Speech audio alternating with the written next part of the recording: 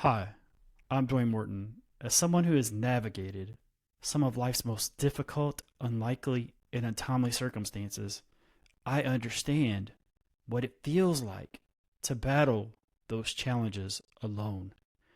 That's why I created Show Up to Heal. This podcast is for the people who feel unheard, unseen, and unloved. This is where you can come and hear true stories and where man can have real conversations. But most importantly, this is a place where we're creating a community so you can feel supported. I want you to feel in this community that you are seen, heard, and loved. And if no one else has told you today, I love you. Welcome to Show Up to Heal. I want to say thank you so much for both of y'all being able to come on a Sunday night, it being Father's Day also, and just taking away from whatever y'all wanted to do to be able to support me, just to really appreciate it. Sarah, thank you for being able to fill in for Sabrina. She had something personal that she was doing, and so want to send her love and light and just have some amazing time at what she's doing, because I know she enjoys ghost hunting and stuff like that, and that's what she's doing. And so really excited for her to be able to do something that she enjoys. And so yeah, I think this week was one of the most amazing weeks that we've had. I mean, all of them been amazing, but this week just seemed like it was just had a different edge to it and different type of caliber speakers. And so, yeah, so guess I should introduce myself. I'm Dwayne Morton. This is Show Up to Win, presents Show Up to Heal. I'm your host, my two co-hosts, Sarah Elkins and Kat Anna. And I'll give a little brief introduction. Kat works with a man. She is a man's coach. She also is my relationship coach. So she is definitely someone that is able to be a part of this man's awareness part. Then also my best friend, Sarah Elkins, she also works with men in a different way and with the energy healing, and she helps me tremendously with shifts and those type of things. So it was really important to have y'all both being able to support me on this podcast, but on this recap, and able to give me invitations to shift and look at this in a retrospective way of this week. And so I'm going to just be quiet and let y'all kind of guide which way you want. And so I'll let y'all go off with the first guest. The first guest was Frank King, who was a 14-time TEDx speaker. Incredible to have him on, but then also like what? I believe, Sarah, I'll let you go first since you're the guest of. So, my first question for Frank is I saw that he found a way to bring humor into his conversations about depression and suicide. What do you think humor allowed him to survive, process, or communicate that words alone may not?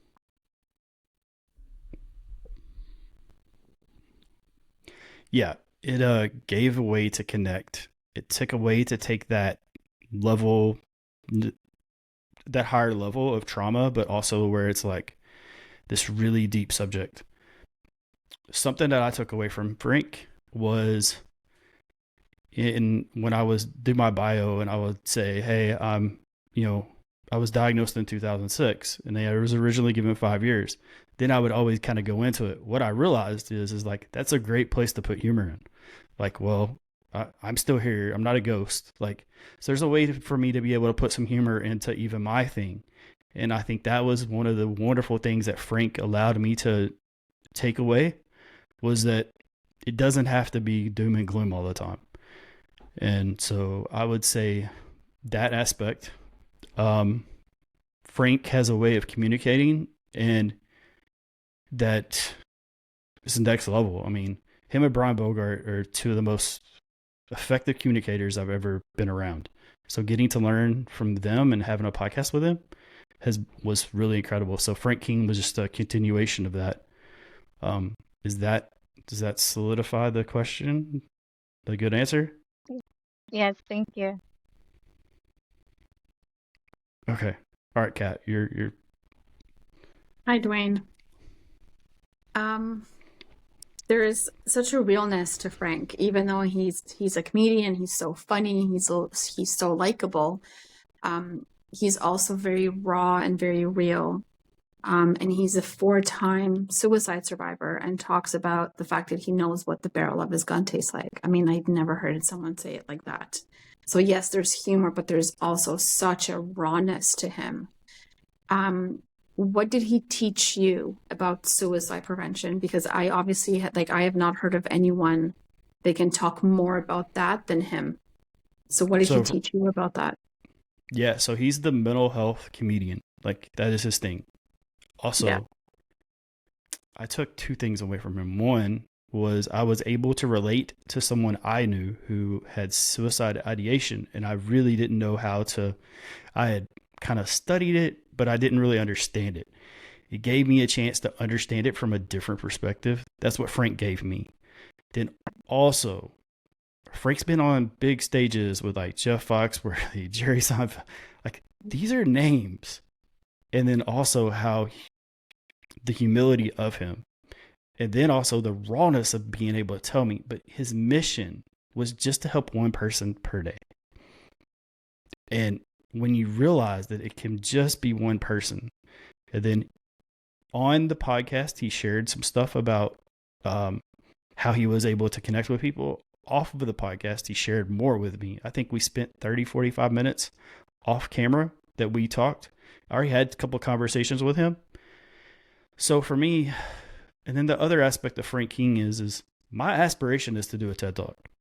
Like it's always been to do a TED Talk.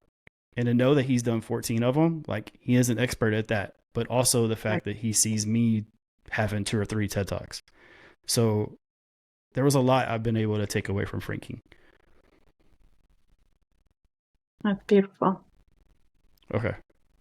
So the next guest, I'll let Kat, I don't have my list right here. So I believe it was Carter. Jimmy Carter. Yeah.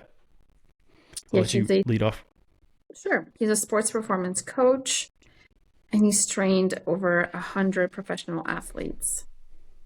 And what I loved about him, he's got the nervous system first methodology, which is so huge. And you know that I'm a huge believer in nervous system first.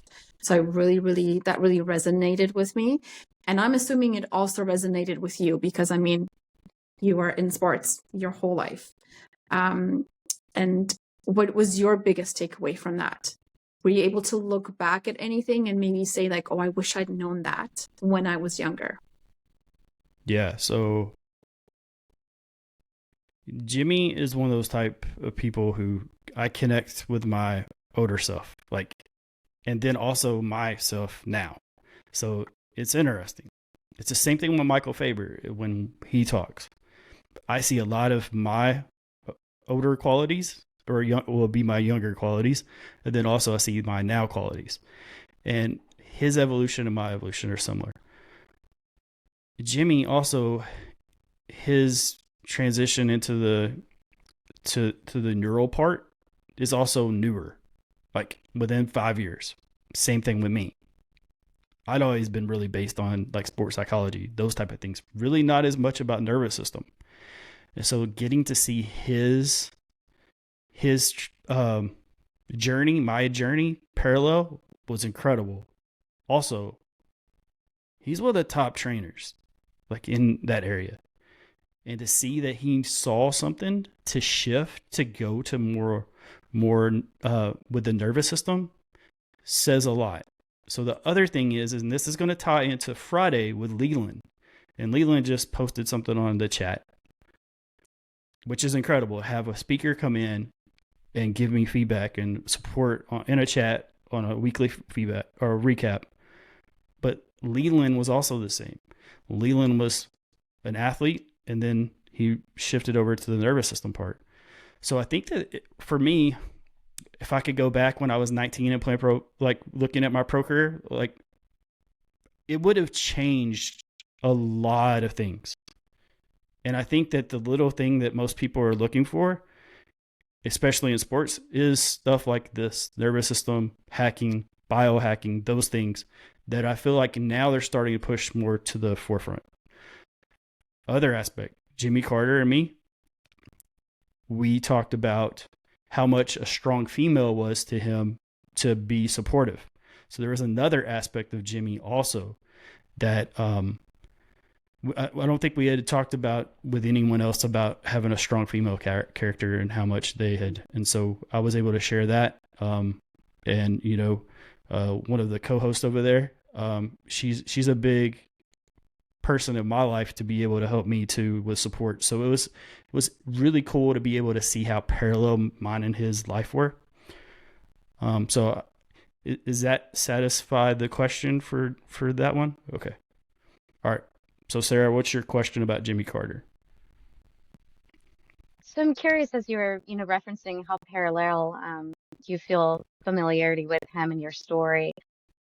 What was it, something that he shared that made you reflect differently on your own experiences with pressure or performance? Yeah. The one thing that was so I met him early on of the diagnosis too. So that's the other part. When I was first learning to speak and he invited me on his podcast, I really didn't know what I wanted to talk about. I knew that like it would be some about sports psychology, about those type of things, but I did not expect to be like on doing a podcast series, those type of things. This was very early on in my podcasting. So what it took for me was like, this is true growth. Like, let's just look at where we were when we first met, or when me and Jimmy first met. Let's look at those things. So retrospective, and then also getting to hear how he shifted from just being physical training into the nervous system part, honestly allowed me to really feel like I'm in the right place. I'm in the right to, even if I wanted to go back into athletics, like now I'm getting a step up above, or step closer to where working with elite athletes again. So I think that was one of the things that I took away from him. Also, he talked about like his life falling apart. Same thing. I felt like where my life fell apart and the things that he was talking about overcoming, like he was able to overcome, which that gave me the motivation, inspiration to be able to realize like, hey, no matter where I'm at now, like look where it can be. So it gave me a chance to really understand that this is just the beginning. And I keep telling people about this marathon, like I'm on like 2.3 miles right now. We might after this be 2.6, but like this is the beginning. And I'm extremely excited about where the beginning is. And after having that conversation with him, I'm even more excited about where the beginning is. Mm-hmm. That Beautiful, satisfy yeah. your question? Okay. Yeah, it's beautiful. And I like to say that, really every ending is just a beginning, and it's so much as we've said before as well with like the journey itself is the destination. And often we'll think about a destination point, but it's so much about what's happening right now and what we choose to do in that moment. So it's beautiful.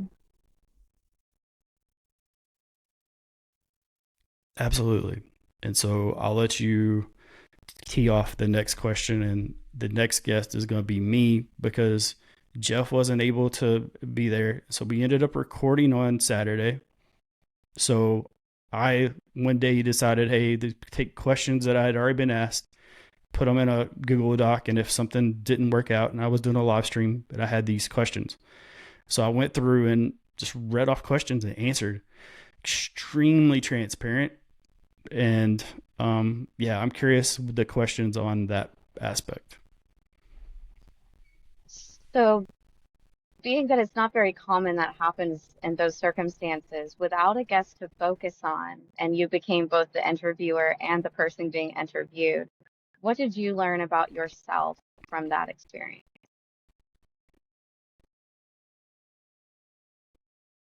Oh, if there's a way, I'm gonna find it. So that was another thing, was like I wanted to do these lives and show the consistency of like showing up and doing it to the caliber that I do. Like I believe showing up just gets so much. People just think, hey, it's just be in attendance. But I really believe if you do one thing, how you do one thing is how you do all things. So I wanted to attack it the same way. And I know attack would probably not be the word that most people would use, but to me, that's where this mentality is different. With the athlete part is like, I use the word attack on the offense part. And also I felt, I knew something could possibly come up. Let's have a game plan. Let's have a plan B, whether it happens or it doesn't. And I even flirted with recording stuff and having that in the frame and just streaming it.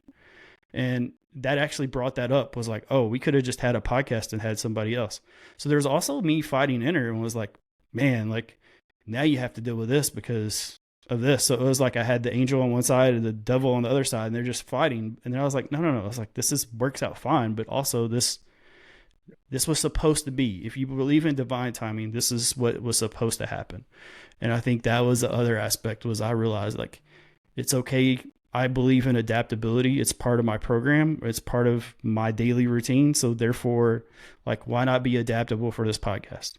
And so I think that was one of the things I did. I was like, okay, like he couldn't be here at that particular time and he had a valid reason, and let's just go, let's figure it out. Okay, Kat. First of all, I think it's just friggin' awesome that you interviewed yourself, and that you managed to kind of just go with the flow.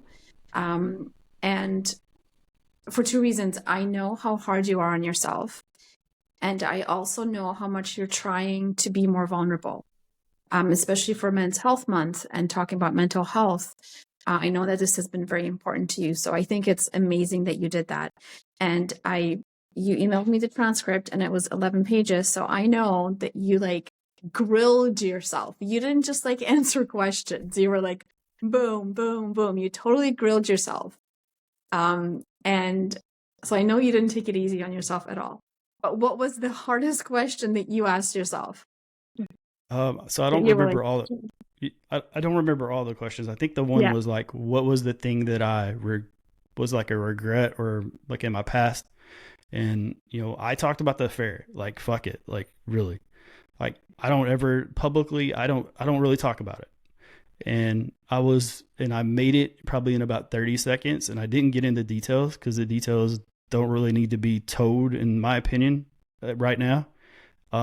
But, you know, it is what it is. It also is like, I feel like I was manipulated, and I'm okay with that now. Before I would have been like, no, I didn't. It was love, blah, blah, blah. I'm not really sure. I think that I've taken a lot of the weight off of myself. The guilt, shame part, I've taken that off. I would give a lot of credit into being able to be transparent. And then also Sarah's helped me a lot with that aspect of just the guilt, shame. Don't have to deal with that. And the other part is one of my friends who was on the podcast, Coach Martin Lopez. He told me, he was like, be human, man. Like, where's your fault? And when I told him my fault was having this affair, and he was like, dude, he's like, and he's like, you didn't even know it at the beginning for 3 months. And I was like, but I continued. He was like, dude, that's just being human. He's like, that's just saying that like you cared. And so that's one of the questions that came up. And I'll be honest, when I first read it, I was like, fuck, do I want to do this? I don't have to do this. But also I felt like, and I didn't even look at it as a cliff either. That's the other thing. Before I would have looked at like, hey, I'm about to jump off a cliff. I just knew I support it. So go ahead, take that leap of faith and just say, hey, this is what.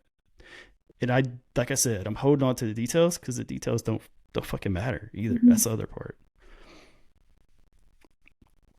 But also like your nervous system regulation to be able to just talk about it and to like push through the pain and the vulnerability and feeling uncomfortable. That is amazing. And that is so much growth. So like, I'm really, really proud of you for that. Thanks. I appreciate that. And I appreciate the way that it was received by the people that are close to me in my life. Also the women that are close to me in my life. and realized that that was so uncharacteristic for me that even if I had had that situation and I talk about it, if I would have ran that 100 times, 99 times, I would have bolted. But that one time I was like, I might as well stay. Like, this person probably loves me the most that I've ever been loved. This is what I need to do. It wasn't what I deserved. It was what I felt like I was my capacity at that time. So I think that was the other part. And I'll give y'all another chance, a question for that if y'all want. Like, so, because that, I know y'all read the transcript. So if there's another question you want to ask in that, just raise your hand and just ask. Because I think somebody can actually learn a lot from this. I would just like to say, like, it's Sarah. important to lead by example. And I commend you on the way that you're leading by example, because really true leadership, we become leaders with self-leadership.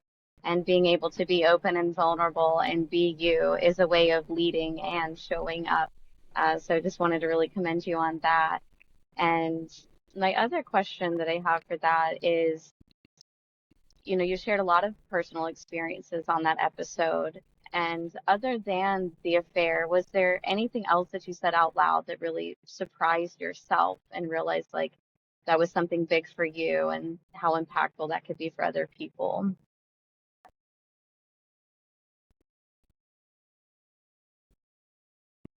I think it was a continuation of not support.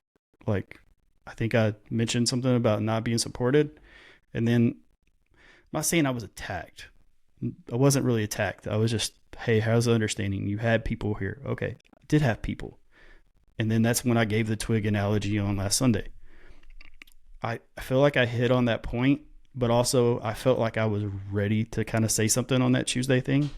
Like, hey, like, I was doing the best I could to. Like, so I would say that part was also just being to say, I didn't feel emotionally supported. And whether you feel like you were doing the best you were, that's great. Like, I appreciate you were there, but also I didn't feel it. And I'm sorry that that's the way it came off to me, but that's my feelings, and I can be validated to just have that feeling. And there was a lot of little things that happened this week that made that even more impactful for me of that growth. And, but I would say that part was just being able to say, hey, it's okay to say I didn't feel I was supported. And, I wish I had the questions to like go by to say like which one. It's literally in a document. And, I want to say that would be the one that, like, other than the fair, and honestly, the fair part, if you watch that video, like, I swallowed, like, I was like, I swallowed my pride, and not in a bad way. That's the other part. But I swallowed, it would be like, okay, here we are at this time and place that, like, I can either say this or I can back off. I can do both.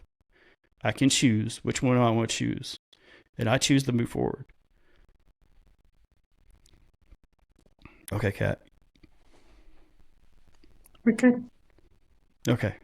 All right. So the next episode is David.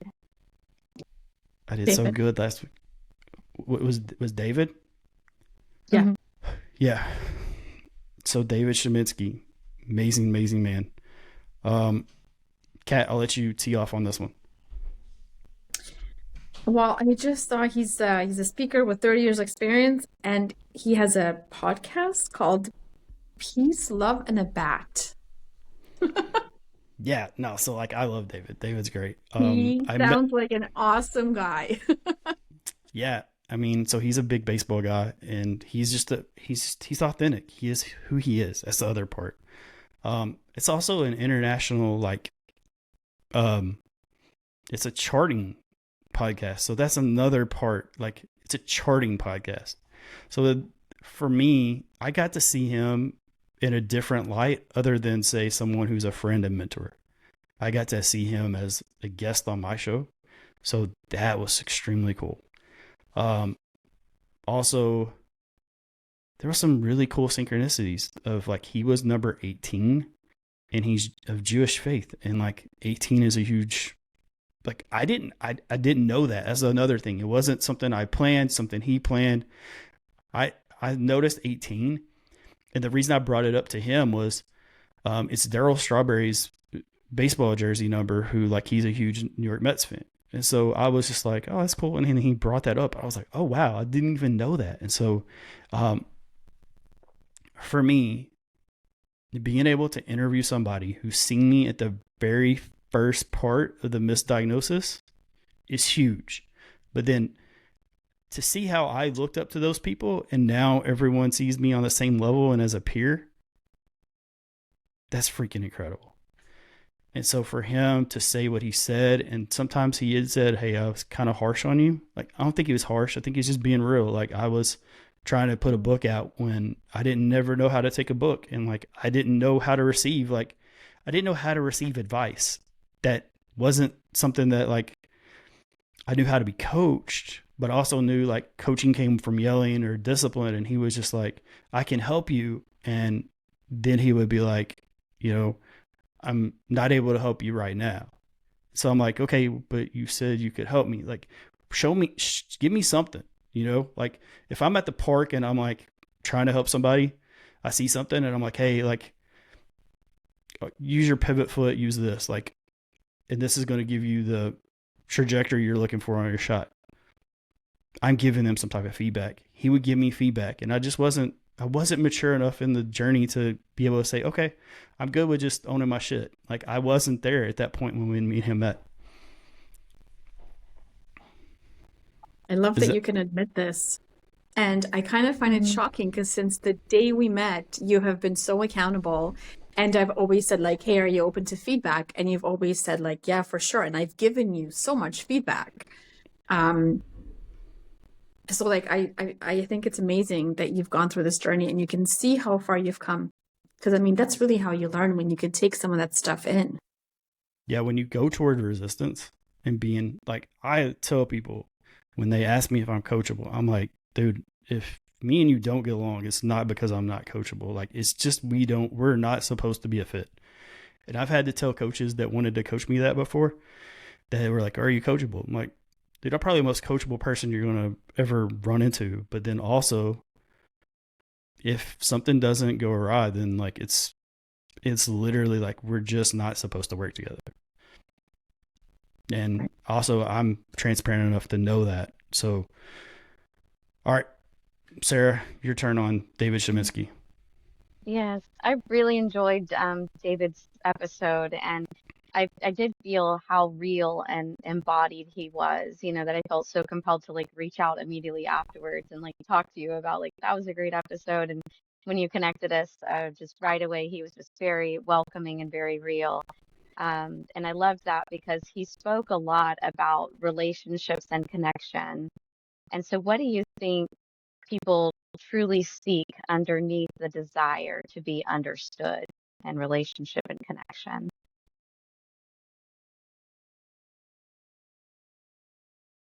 I think it's just support. I think most people just have never felt seen, heard, or loved. Like, especially from a man's perspective, is that, and I'm using this from my perspective of just what these people have been telling me, and then also my experience. I don't feel like I had seen that until, you know, getting around other people. And I think that's the other thing is when you stay within the same proximity, you never are able to you're never able to receive the type of love and support because you're getting it from 5 people and they're supposed to be the people who are your inner child, like to keep you comfortable, those type of things. And I think that was the other part with that. And I think with David also was, there was a guy who he at some point felt broken and like he used crutch. Like there's other people that are able to relate to him and to, I thought that was the other aspect. And I didn't know that as a friend. So I think that was another part. So I think for just connection, we're all searching for human connection, whether that's me, whether that's you, whether that's Kat, whether that's anybody. I think everyone wants to be just seen, heard, and loved. And at some point, either they felt like they had to earn it, or they felt like they got it and they didn't deserve it. There's just all these other aspects to it. It's like you're really opening up a huge box, and it's like, this is an hour show. Like there's so much that could be unpacked there. And then I feel like that would be a topic for something to do bigger, but I feel like he was so open to that and the transparency. And for me, it was like, that was something that I could feel at the same time. Well said. So the next episode is Leland. And so I lost track. I think it's Sarah that tees off this time. Is that correct? Sure. I'm alternating teeing off. So yeah, I'll just let you tee off. So what part of Leland's story do you think people may recognize in themselves, even if their circumstances are different?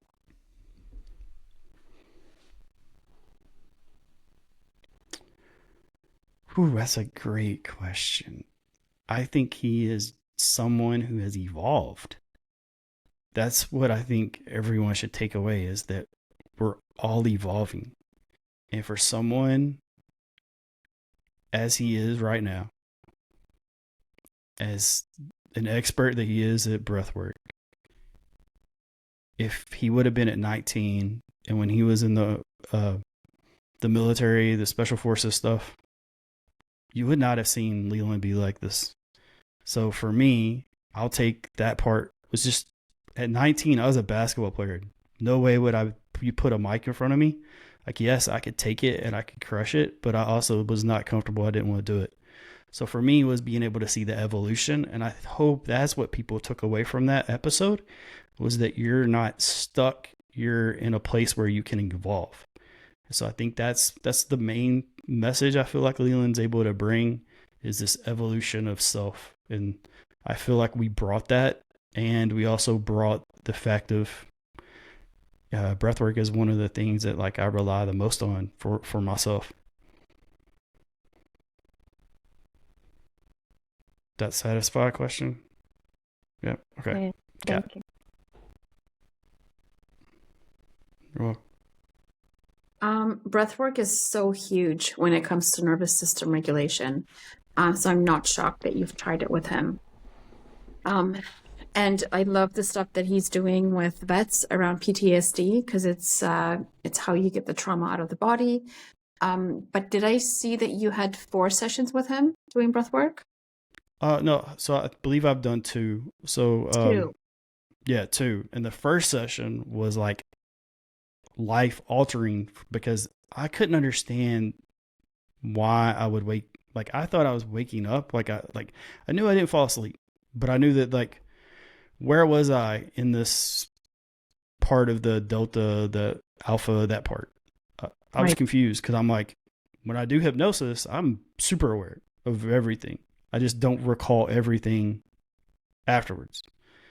And so on the very first Zoom I was on, I was like, okay, this doesn't make sense. It also was a smaller room, so it allowed me to be able to just give him a question. And of course, I'm transparent. And I was like, okay, I don't get it. Like, I'm waking up about 45 seconds to a minute before we end. I know I don't fall asleep. And then he explained to me the science behind it. And also was like, that's a yogi trance. He was like, there's so many people that you are making jealous right now, because of, people have been doing breath work for a long time and don't reach that part of calm. So yeah, I mean, I was able to experience that with him on the first one. So imagine people who have been working with him for years and haven't had that experience. So, and then I did another one on his birthday, which was incredible. And I'm just like, I can't wait to do a live event and those type of things. So, I'm sorry if I got away from the question part of it, because I just got into the breathwork part and just how amazing he is. but also he is like special forces. His dad was special forces. I'm from a military family. So there is that aspect. And I want to do something with vets. So there's a lot of different aspects. Like there's a lot of just synchronicity between me and him. Also, Dr. Joe Dispenza is someone who I would love to have on a podcast at some point. Like, Sarah introduced me to his modalities and stuff last year. And I was able to, through her and through her teaching, I was able to help a kidney stone disappear. Like also my foot, like you can take x-ray 1, x-ray 2, completely different. So they were both really powerful for me. And that was one of the things with Leland was to get in a room with him. I honestly, like, if he gave me his phone number, I'd probably call him all the time. Just be like, hey, okay, question. Like he's just one of those type people I want to be mentored by in breathwork. I'm curious with the breathwork. Yeah. And I'm curious about something with the breathwork, particularly because connecting to the misdiagnosis that you have and when you learned that it's apnea and how that connects to breathing. I'm curious what you think, how that's presented, the energy behind the apnea and the connection to the breathwork and where you're at now versus what you've experienced before.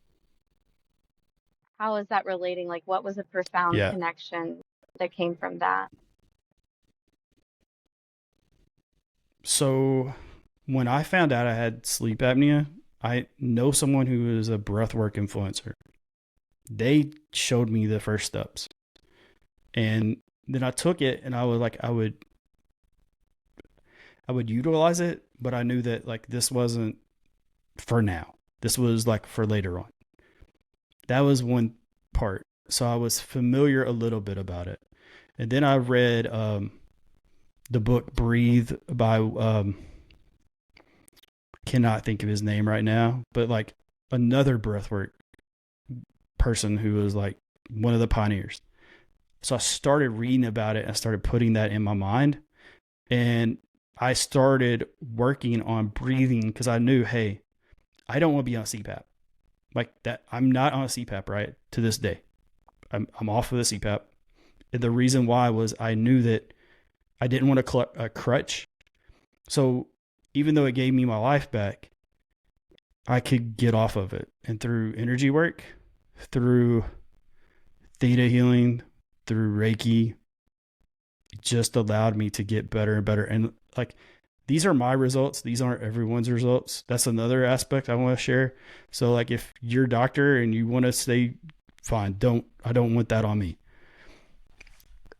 What I was led to do was to heal from in to allow me to actually rest. Other part of the sleep apnea that I shared a lot early on, didn't share, kind of stopped sharing about it, honestly. But I had 50 interruptions in an hour. 50 interruptions in an hour means that you're waking up 50 times. So it means that you're not getting sleep. So there's that aspect. And so I knew that like, hey, if I wanted to change my life, I needed to change my breath. And that's why I really went all in on breath work and just breathing. Like I wake up every morning and I just focus on breathing. So that answer that solidified the question. Thank you. You're welcome. So let's go to the next speaker, James Land. Kat, let you tee off on this one. So I saw that he was in the U.S. Air Force, and he owns a fitness training facility.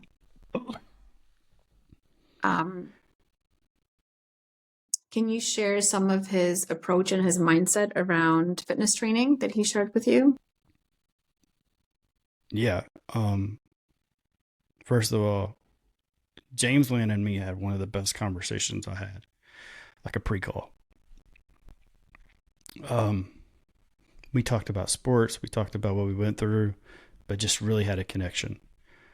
For me, again, it was another veteran that I was able to be in contact with, and knowing how much impact my grandpa had on my life, my dad had on my life from that aspect, from a mindset early on.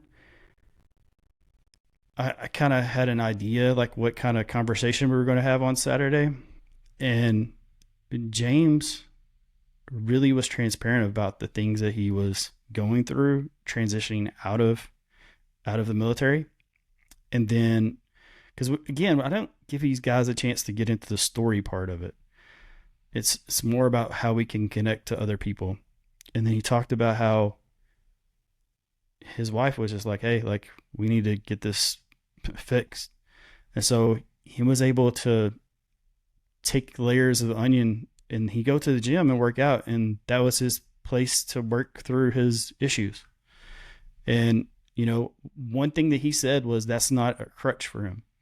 Like, it didn't become a crutch. And I think that was really important when he said that, is like, because I don't like, well, my preference is to not create a crutch.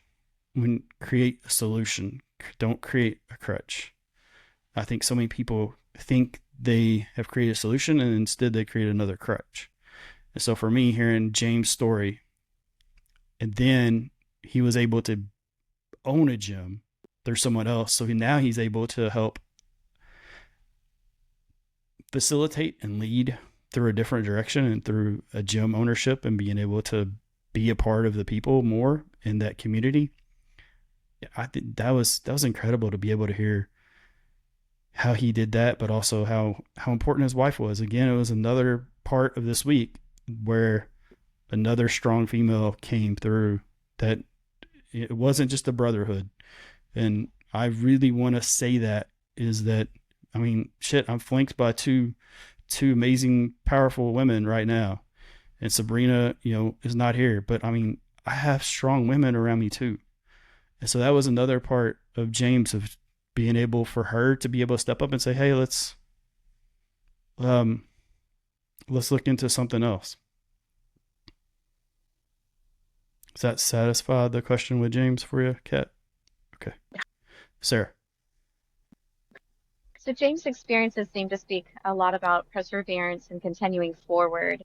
And resilience isn't often loud or dramatic. But what kind of resilience do you see in James?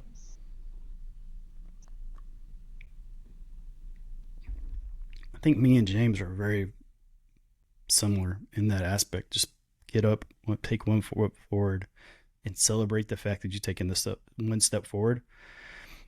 And sorry if my mic got a little low.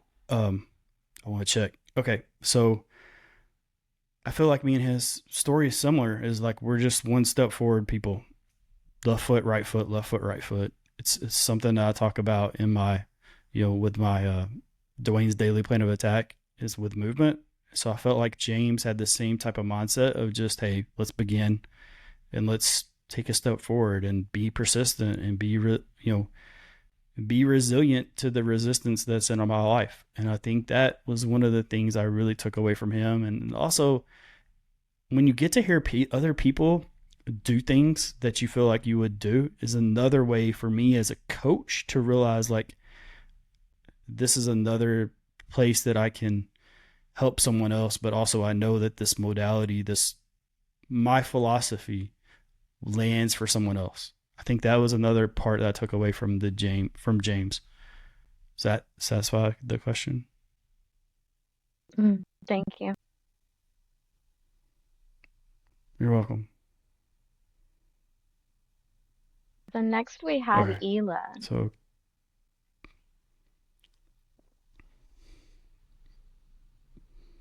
yeah. So what's your question about Ela or Alia? Ia? I'm not sure. I forgot how to pronounce it now. You got me. He demonstrated there was incredible physical strength throughout his life. But what do you feel required the greatest inner strength from him?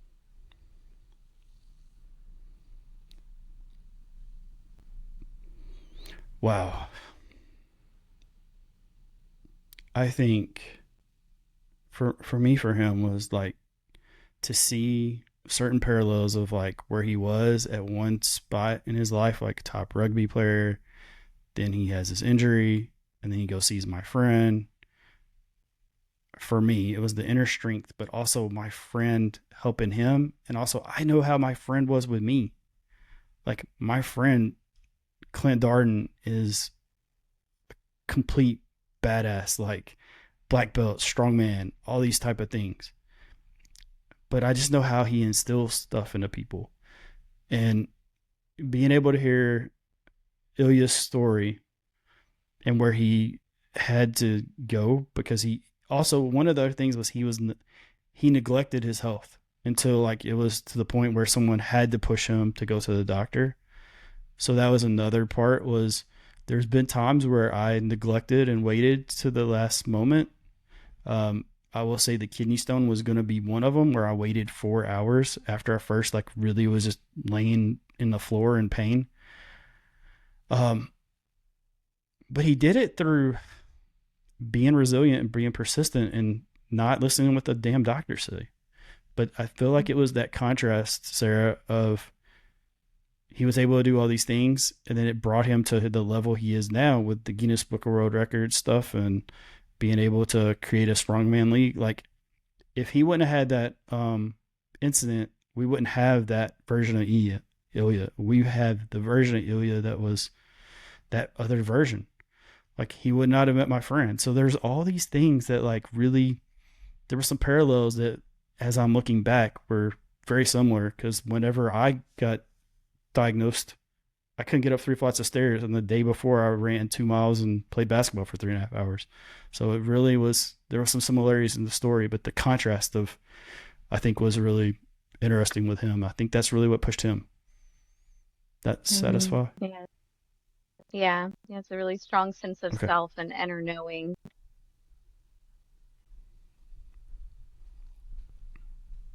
Yep, that too. So, Kat. Well, I kind of had the same question as Sarah, which I've already answered. But something I wanted you to talk about, which is what we talked about before we started recording, and that is that I was a strong athlete, strongman athlete, and then so his wife. His wife is all as a strong woman. How inspiring is that? And like, what a power couple, Jesus. Yeah, I mean, Tell us more about that because that's really inspiring. yeah. Well, so it's the first person I interviewed that his wife was a professional athlete also. So think about, there's just standards and goals that people have. And usually what happens when they get in a relationship and that person isn't on the same understanding of like, hey, and I mentioned about with basketball, like for him, like they work together. It's a team effort. He cooks the meals. They're able to stay on track, whether he's on getting prepared for an event or she's getting prepared for an event. There's these on off switches for them, and that they could easily just be like, hey, I want to eat this whole cake because I can. Like, I'm off this, like I'm off my course. But they realize that by themselves, they're very strong. Together, they're freaking a super couple. So that's the other aspect. And getting to hear how he talks about her, you could just tell the love from each other, but also the fact that like he wanted to do his damn best because she wanted him to do his damn best. Same thing. She wants to do her damn best because he wants her to do her damn best. And I think that's something that I've been looking for in a partner is like, I don't want someone to just allow me to be mediocre.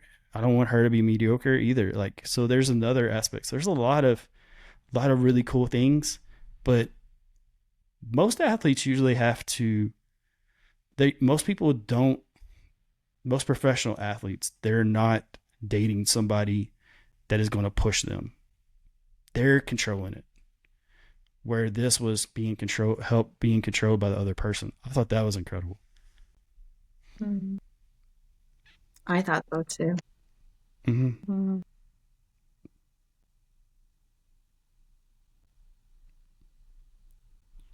Sarah, do you have anything to say?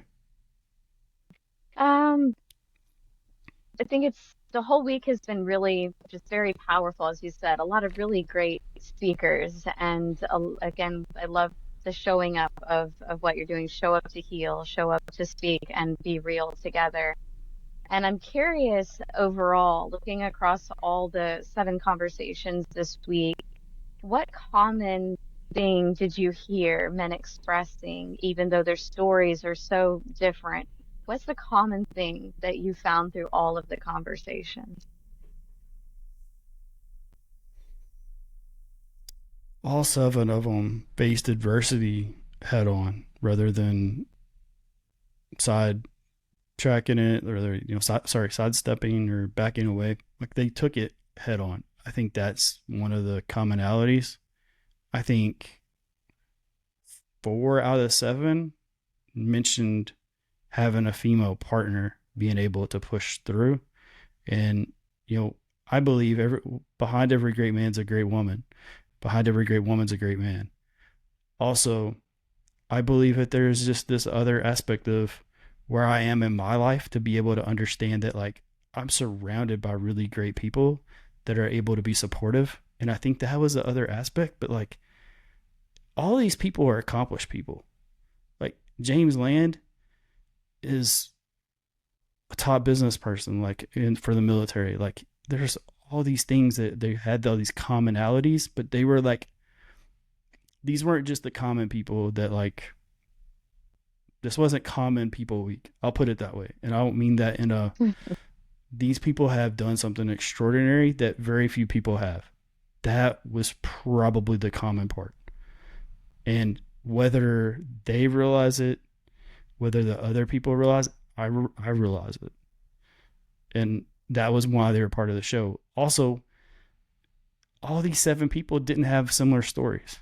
This wasn't a week of all 7 stories were different. And I wanted to make sure I did that way. And God divine, like, really stepped up for me this week and allowed me to see 7 different people from 7 different angles. And I'm able to learn from that part. So to just sit here and be able to reflect on that part is like, I'm a very lucky person in the world to be able to host an event like this, and then also have people like that be able to come step up and want to speak their truth.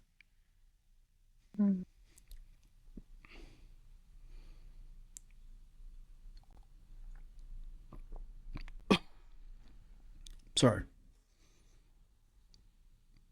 Kat, it seems like you got you got a question or something coming in. I've had this question written down since we started, and it was about how all your guests were so incredibly different, and what was the common denominator. And Sarah got to that before I did again. But let me ask you a question about yourself, Dwayne. Last week on Sunday, we ended off the episode with talking about how you're halfway through the month. There's 2 more weeks, and just talking about you having to manage your nervous system and your energy to maintain this momentum and this energy and this vibe for the rest of the month. And I want to hear just your feedback on how you did last week. Did you find that because you said you were canceling some meetings, did the pulling back your energy from other projects kind of give you more energy? Did you feel like you were able to regulate your nervous system and show up with the same kind of voice and motivation that you had in the first week? Amazing question. And Christoph said it was a burnout coach. So that sparked the last week's conversation when we were recapping that. I canceled 6 meetings after that podcast. This week I didn't have 6 meetings. So I would say I learned something from that aspect, but also Sarah was one of the people that really taught me that sometimes to go fast, you go slow, and then just to relax and to be able to be with yourself and things come to you. I feel like this week I got to see true evidence of that in my personal life, my career. And I don't want to bring that up just because that's for another announcement, but I'm supported whether I sit my ass on the couch or I'm in meditation all day, whatever. I think that was the other part, is just being to know how supported I am. And I don't have to hustle and be in all these meetings and all these networking meetings. And I don't have to share my energy with everyone. What I need to do, and this is what I want to do moving forward. I don't have to be everything for everyone anymore. And I'm good with that. I just have to bring value to everyone. And if I do that, I win. Like, that's it. I don't have to kill myself anymore. I don't have to go for meetings from 6:30 in the morning to 11:30 at night. Like, the hustle culture for me is over with. And to realize how close I was to a burnout on that podcast, yeah, I take that shit really seriously, because right now I know people are inspired by me and by what I'm doing for these 30 days. I have to take care of myself to be able to complete this too. That's so just for this 30 days, let's just say that. And then also let's take care of Dwayne too. Let's make sure that like I still follow my non-negotiables. So July 1st, I'm on a fast for 3 days like I've been doing. Like, I usually set up my fast. Like, so on the 30th, I'm going to be setting up my fast just like I normally do.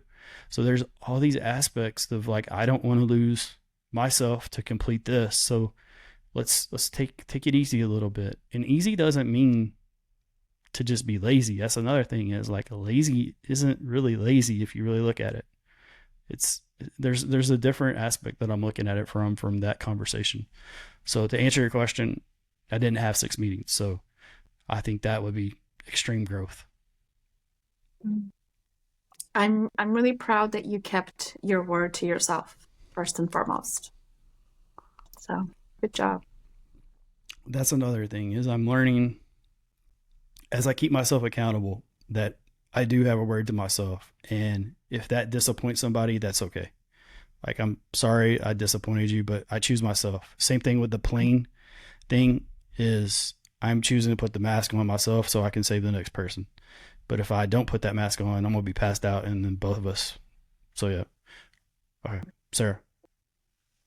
I'd just like to commend you and everyone that attended on the episodes of just, really learning from life and continuing in the growing and the expanding, and showing others that there's continual growth and expansion, and there's nothing wrong with that. Just from the time frame I've known you, you've grown and expanded so much, and even through these episodes, you're still learning, growing, and expanding. So on that note, I'm curious, from this week, what may have surprised you from a lesson that you learned this week?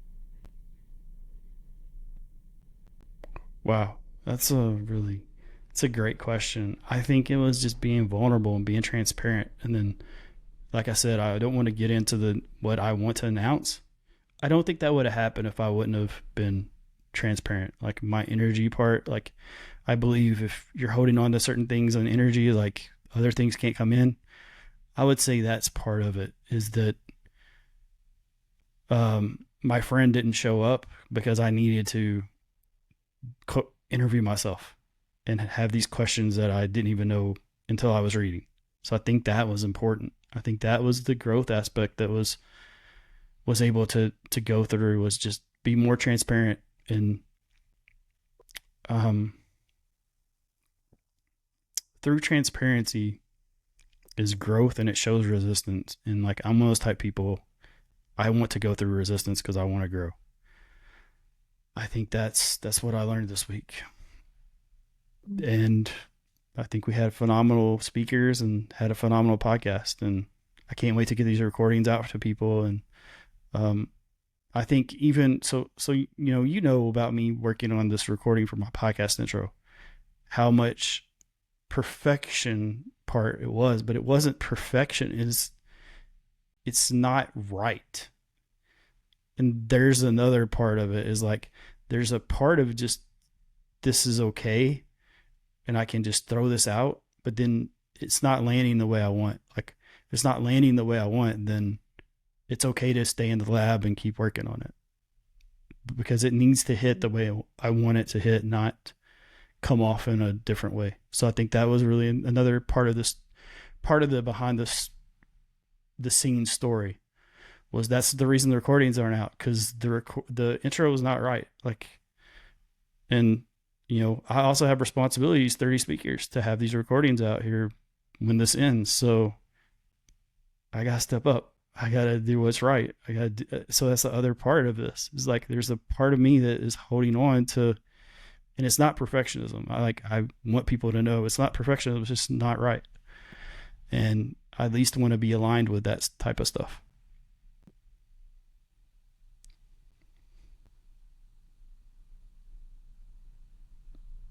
Okay, we have more time if y'all want. So if there's more questions, more feedback, we have 10 minutes, I believe. You good, Kat? Sarah, you have something else? Let's We're see. at an hour.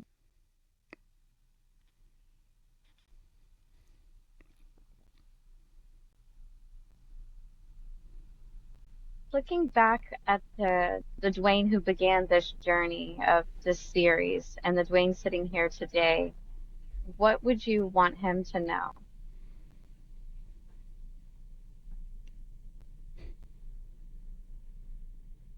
I think the person that started this was like, I had a dream, I have a vision. I'm curious how this is going to work out. This one is very humbled by how the support, what's been happening behind the scenes, the support, the growth part of it. And also, I feel like the goal was men's mental health awareness. Let's say that for sure. That was the number one goal. The byproduct was my growth. Byproduct was the speaker's growth through this, our conversations with each other. Those are all byproducts. This was all about putting men's mental health awareness in the forefront. And then there's a lot of stuff that come into byproduct part. I wasn't sure how that was going to play out. And then also I wasn't sure, was any of this stuff going to be worth me doing? Those type of things too. Is this going to actually land with people? Am I going to get ridiculed for hosting? And there's some people that don't even know my freaking story. Like, that was another part of this thing, was like, how am I supposed to tell people that I'm qualified to talk to these people, even though they realize I am? But for the audience, they don't know my story. There was a lot of infighting at first. And then I just realized, leaders lead differently. You can allow people to be forefront. And, Sarah, you were a huge part of that. Kat was a huge part of it. Sabrina was a huge part of it. Of just allowing me to just lead. You have this, it's a divine vision. Go after the guest it's divinely supported. Don't just be like, okay, I'm doing this podcast and there's a post. Actually go after people. And tomorrow, another TEDx speaker, Joseph Cope, the empathy guy, is a pretty well known and liked person that people want on their podcast.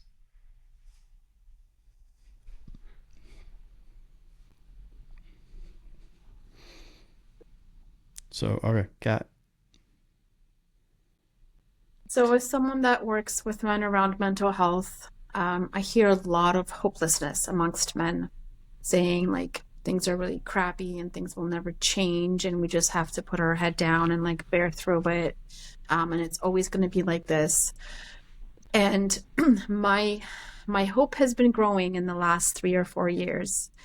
Just with one fact alone, how much attention Men's Health Month is getting this year versus the last 3 or 4 years. I'm finding a huge difference. And I wanted to know your level of hope from when you started to hear, and just having these men just show up for each other, having these vulnerable conversations. How has this affected your hope in the future for men to get rid of the stigma around mental health, to show up more vulnerably, to talk about healing, to talk about the things that didn't break us? I want to hear about that, the hope, and how that's growing. Oh yeah, I mean, so I would say the hope is like this podcast would have failed. Like it would have fell on its ass because it also I wouldn't have found the right people. Like I wouldn't have found the people who been supportive. And I think that's another thing is that all these people that are willing to come on the story realize the type of impact that we can create by doing an event like this. Let's do this annually. Let's do this let's figure a way to do this more often, right? And maybe I don't have to host every one of them because, I don't know. There's these aspects of it, but I feel like it was, let's try to figure it out. Let's have more conversations. And I think that was one thing that the very first question has always been, what do you feel like we're doing correct? Where do you feel like we're missing the boat? What do you feel like we could do better?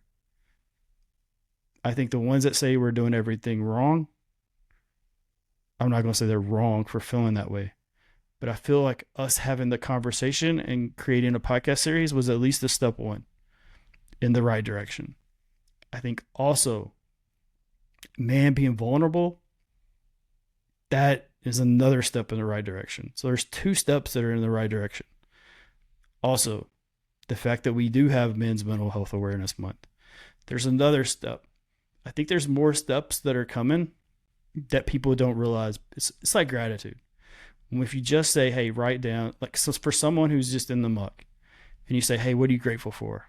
Man, I don't know. My car broke down, like blah, blah, blah. I don't want to say a lot of stuff like that with the energy, but people get it. Like they're always in the problem part. For me, that's why I concentrate on thank you for the air. Thank you for the air I breathe. Thank you for my being able to breathe. Thank you for my heart. Thank you for being able to pump blood. Like once you start focus on the life force and you focus on the abundance of the grass and seeing trees, and I don't live in a city, so I get to see that all the time. But those type of things, when you realize what you do have and you're not looking for what you don't have, there's a lot more support and there's a lot more things that are there. And I think that was one thing is I hope for the speakers that are on here that feel like, hey, we're not doing anything wrong. We're looking at it from an outcome state of having 0 people commit suicide. And I think it's a wonderful, bold goal. But it's also, at this point, it's not sustainable either. So let's give ourselves a little bit of a break. And let's just be glad that we're having the conversation. And let's look at like how Frank King says, I'm going to save 1 life a day. 1 life a day. That's 7 lives, 365 lives a year. Like all these, right? If I have this aspiration, like Frank has the aspiration. So now I have the aspiration. Then instead of just 365, that's 730, I believe. Then all these type of things, right? Right. So yes, that's called momentum. And that's what we need to concentrate and focus on is momentum, create momentum. Mm. And people like you, Kat, who see this the way you do and the way that the global initiative and all these type of things, you've inspired me to do something like this too. Like, I think that's the other aspect that maybe I haven't been able to communicate with you, but like there's a different aspect of being able to know, hey, there's ladies out there that are willing to come on and say that support men. Sarah's the same way. So I think there's this when you realize the type of support's out there, there's really support. It's not just not me against the world. It's me versus me. It really is. Like, I think when we start changing our attitude, I'll quote my mentor, Melvin Turner Sr., your attitude changes your altitude. every single day. And I think that's super important. I see Sarah jotting down something. So do you have something you would like to add on that? Yeah, I just it's so getting a lot coming up around all this. It's very many passionate topics for me, and I also agree. Like I have so much hope, and I see so many brothers rising and being open and being real and very powerful people, very successful people. And it's so beautiful to see them being open and leading by example and bringing this awareness. And I think often what happens when I think of awareness and you start to see stuff and it's like we're bringing awareness to it. And often it can look like I equate it to an analogy of like a fish tank. You're stirring up the gravel and the shit comes up and the fish are like, oh my gosh, we're swimming in it. Like, look at this epidemic of mental health issues that are out here. And it feels like it's everywhere. But it's again anchoring in that hope that that's a sign of the change happening because it is coming up, it is coming out, and we are addressing it and facing it and stronger together. So I just think that's really beautiful, and I just wanted to add that in.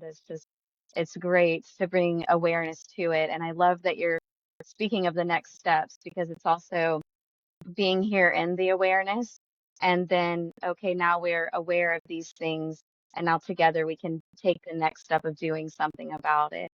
So what do you think would be that first next step of okay, we're aware, we're bringing this up?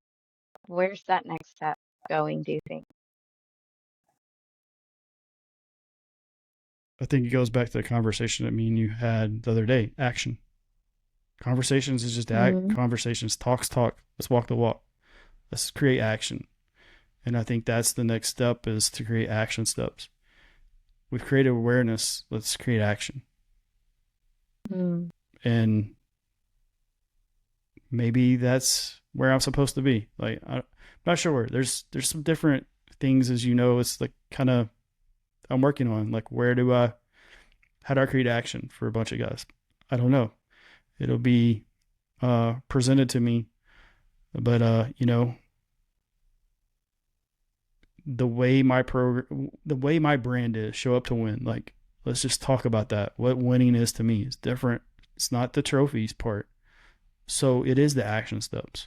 So what's the action step now? I mean, I think it's just something I need to pray about and meditate on and figure out where the next step is. But I love the fact that we're having this conversation and be able to share this openly and be like, okay, now Dwayne's like willing to do the action step. What's the action step? What do we do?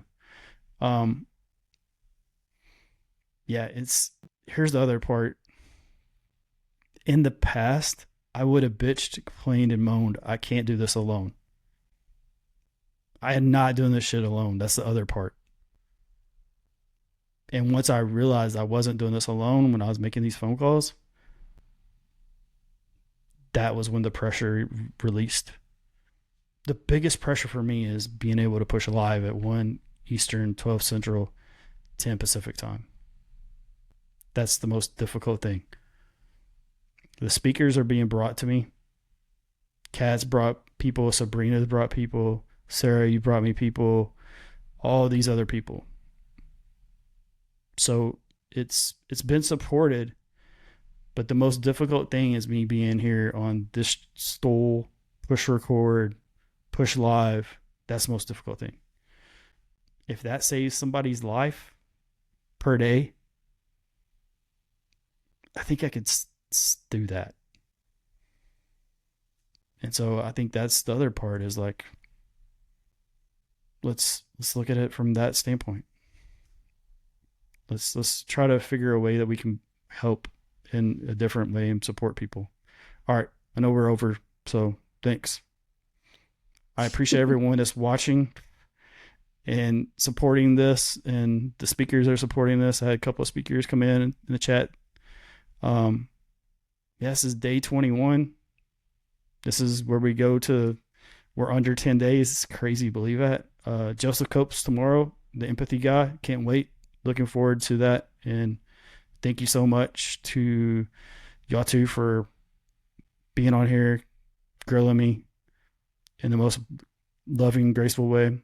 And I appreciate y'all's support and love, and I'm looking forward to doing this again next week with you all, you two, y'all, Sabrina, y'all three. I'm not sure. We'll figure it out. Draw straws. But yeah. Thank So you. we'll say it kind of like Kobe Bryant. Mr. Show Up to Win out.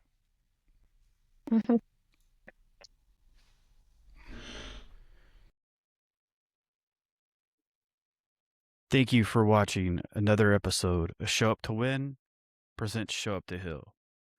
Please like, share, and subscribe. Your support means the world to me. Thank you.